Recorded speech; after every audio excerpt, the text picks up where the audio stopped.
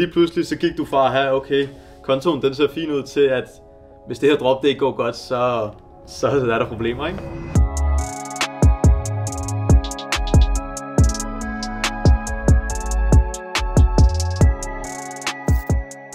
Så er vi friske. Så møder jeg klokken 9 normalt. Nogle gange så er jeg lidt late på den. Men ellers så starter vi bare med at arbejde efter vi har trænet. Starter først med at træne. Altid en workout. Workout først. Så er det ellers her, som I kan se, det her der sker.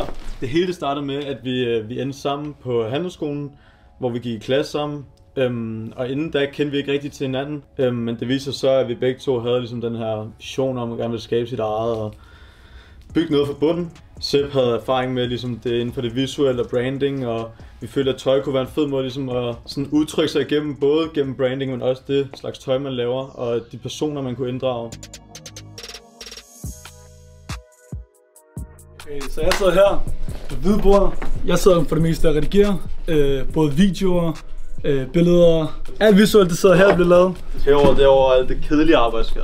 Alt lige fra at sørge for, at bogholderen har sin bilag, til at hjemmesiden spiller, til at manufacturesne får vores ting hjem på det rette tidspunkt. Al kommunikation.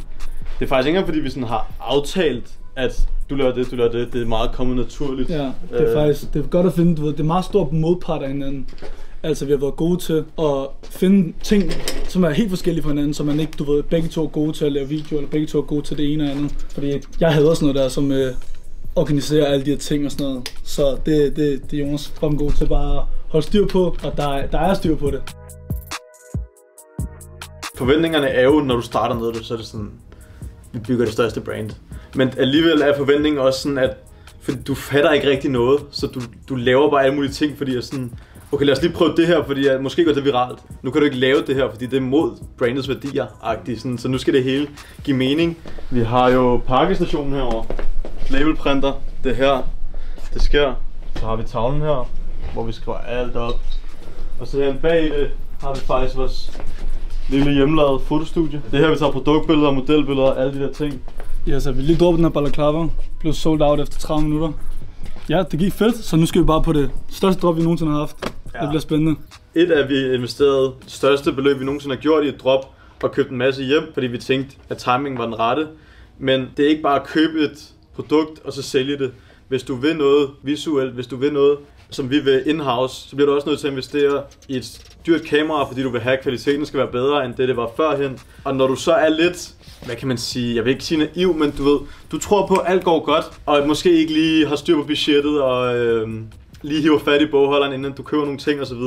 Så kommer der også fakturer lige pludselig, og så kan der komme, som i det her tilfælde med os, en 12-faktura, som du ikke regner med. Lige pludselig så gik du fra at have, okay, kontoen den ser fin ud, til at hvis det her drop det ikke går godt, så er der problemer, ikke?